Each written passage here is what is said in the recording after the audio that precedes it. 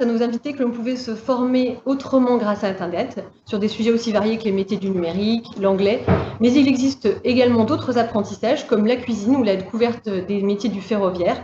Vous les retrouverez sur Emploi Store en vous connectant sur notre site www.emploi-store.fr.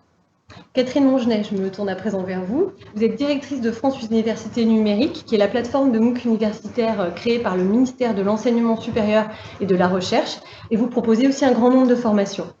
Que trouve-t-on sur votre plateforme? Quel est l'intérêt pour une personne de suivre un MOOC France Université Numérique dans le cadre d'un parcours de retour à l'emploi ou d'une professionnalisation? Bonjour, merci pour cette invitation. Deux mots déjà sur la plateforme Fun. Elle est née il y a un peu plus de 2 ans maintenant. C'est une plateforme qui est au service des établissements d'enseignement supérieur français francophones.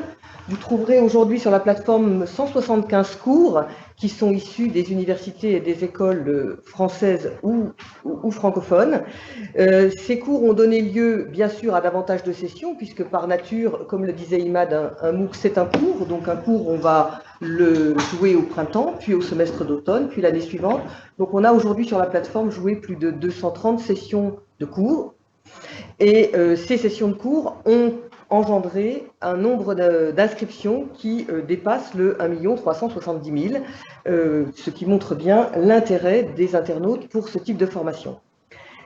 Ces chiffres-là, on peut les compléter en précisant que c'est plus de 554 000 personnes qui sont effectivement inscrites sur la plateforme et qui ont suivi depuis le démarrage un ou plusieurs MOOC.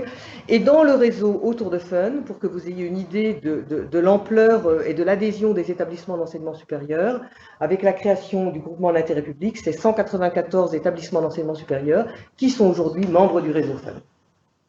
Quelques mots sur les apprenants pour vous montrer combien c'est intéressant de regarder les profils, puisqu'on voit bien que la plateforme, comme les autres plateformes de MOOC, n'est pas juste une plateforme pour des étudiants, mais bien pour une population très large, puisqu'aujourd'hui on a 15% de moins de 25 ans sur la plateforme, mais on a 64% d'internautes qui ont entre 25 et 50 ans, et 21% de gens qui ont plus de 50 ans.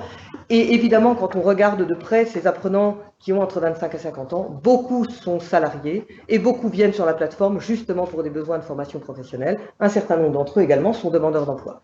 Donc on trouve beaucoup de MOOC sur la plateforme, dans tous les domaines. Si je fais peut-être juste un zoom sur des MOOC un peu professionnalisants, je vais citer peut-être le premier qui est la collection des MOOC compétences numériques, qui est justement référencé sur l'Emploi Store.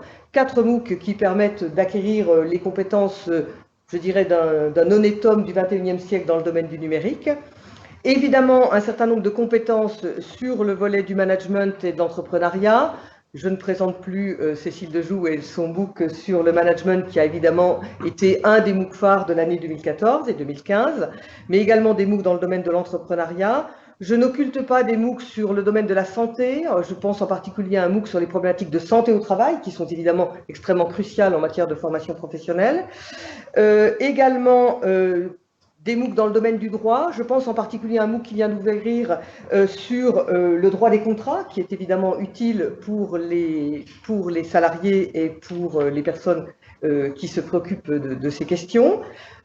Nous avons également des MOOC dans le domaine des langues. Je pense en particulier à un MOOC qui s'appelle Spice Up Your English et qui, comme son nom l'indique, a vocation à aider les internautes à acquérir des compétences dans le domaine des langues. Et puis, si on zoome sur des compétences plus pratiques, plus professionnalisantes, évidemment, vous trouverez aussi sur la plateforme, comme c'est le cas sur Open Classroom, des MOOC dans le domaine de la programmation. Je vous montre ici le MOOC sur Python, mais nous avons également des contenus autour de Java, autour d'HTML5 et d'autres types de MOOC dans le domaine, je dirais, de l'informatique. D'un point de vue plus pointu, les MOOC sur le Big Data, qui est aujourd'hui un sujet sur lequel un certain nombre de salariés dans des activités professionnelles diverses et variées ont besoin d'acquérir des compétences. Des MOOC dans le domaine des statistiques, et puis des MOOC peut-être plus aussi dans le domaine de la vie de l'entreprise. Je pense par exemple à ce MOOC sur la cartographie des processus métiers. Je pense également à un MOOC sur l'archivage managérial.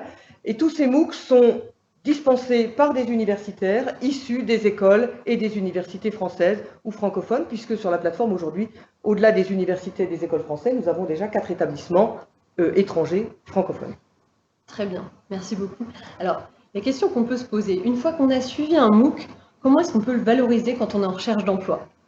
En clair, est-ce que les entreprises reconnaissent un apprentissage par MOOC et est-ce qu'elles utilisent les MOOC dans leur programme de formation? Alors, je pense qu'au bout de 2 ans, effectivement, on constate que les entreprises sont de plus en plus intéressées par les MOOC, en tout cas les MOOC qui sont sur Fun, mais je suis convaincue que c'est le cas pour les MOOC qui sont sur les autres plateformes également. Deux exemples pour illustrer mon propos. Nous venons d'ouvrir lundi dernier un MOOC qui se trouve être un MOOC du CNAM pour une entreprise qui a inscrit 34 000 personnes lundi dernier. Et donc, voilà une première initiative où on voit bien que les entreprises voient l'intérêt des MOOC qui sont en tout cas dispensés par des universitaires et décident de les utiliser comme outils en formation intra-entreprise. Un autre exemple, c'est les relations que nous avons avec un certain nombre d'acteurs du privé. Je pense par exemple à un OPCA avec qui nous avons un partenariat. Cet OPCA, qui est l'OPCA des industries alimentaires, nous a sollicité pour que nous sollicitions nous-mêmes le réseau des universités et des écoles qui sont sur Fun pour construire un MOOC qui répond à leurs besoins. Ce MOOC est en cours de construction, il sera sur Fun dans quelques semaines. Et puis si je me tourne maintenant plutôt du côté des apprenants, alors évidemment il y a une attente très forte des apprenants sur les questions d'attestation et de certification à la fin d'un MOOC. Alors si je vous donne juste un chiffre, dans l'enquête annuelle que nous menons sur lequel 11% des répondants sont des demandeurs d'emploi, eh bien ils sont évidemment très intéressés par une attestation, une certification à la fin d'un MOOC. En moyenne des apprenants sur la plateforme, on est un peu plus de 50% de personnes qui disent « j'ai envie, j'ai besoin d'une attestation, d'une certification à la fin du MOOC ». Lorsque l'on zoome sur les demandeurs d'emploi, ils sont 69% à considérer qu'ils ont besoin d'une attestation, d'une certification. Donc on voit bien l'importance que revêtent aujourd'hui ces nouvelles formes de formation dans les parcours de professionnalisation. Et donc sur la plateforme Fun aujourd'hui, nous délivrons des attestations de suivi avec succès, mais dès le mois d'avril, dans tous les MOOC qui le souhaitent, avec les enseignants qui en font le choix, les apprenants qui le souhaiteront pourront avoir une certification qui, évidemment, par rapport à une attestation, a un caractère beaucoup plus sérieux, si je veux dire, le mot est maladroit, mais c'est le seul qui me vient à l'instant, puisque, évidemment, on va vérifier votre identité, et puis on va vous surveiller pendant que vous composez l'examen.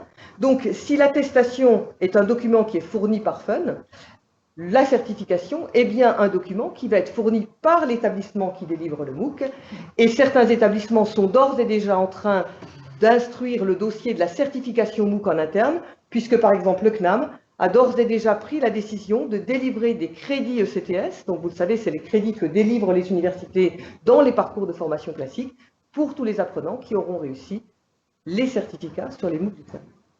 Plus officiel en fait. Plus officiel, plus officiel plutôt que Merci Catherine Mongenet.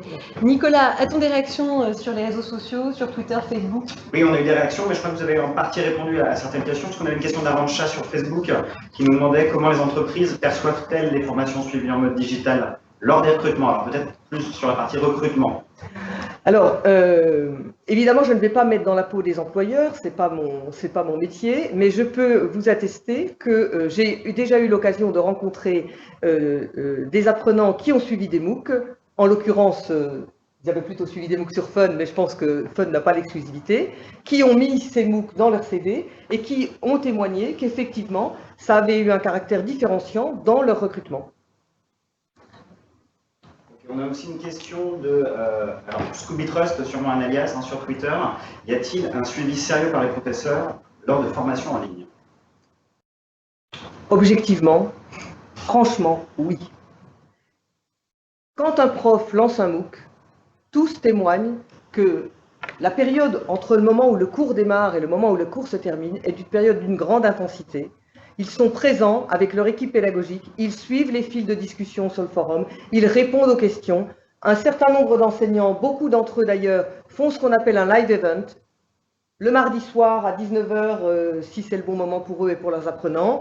Une fois par semaine, ce live event permet aux enseignants de répondre à des questions, de revenir sur des points du cours qu'ils ont l'impression qu'il n'a pas été compris, parce que évidemment ils suivent ce que font les apprenants sur la plateforme et ils peuvent se rendre compte que la semaine qui a précédé, sur un cours donné, dans un quiz donné, 80% des apprenants ont répondu de manière erronée à une question. Donc l'enseignant se rend compte qu'évidemment, si c'est le cas, il n'a pas fait le job correctement, ça a mal été compris, donc il va revenir. Donc objectivement, je pense que les enseignants qui se lancent dans l'aventure des MOOC, c'est une aventure sur laquelle ils investissent beaucoup, et c'est une aventure qui, pendant toute la durée du MOOC, fait qu'ils sont extrêmement mobilisés. Merci beaucoup pour cette intervention éclairante sur le sujet. Guillaume Lescure,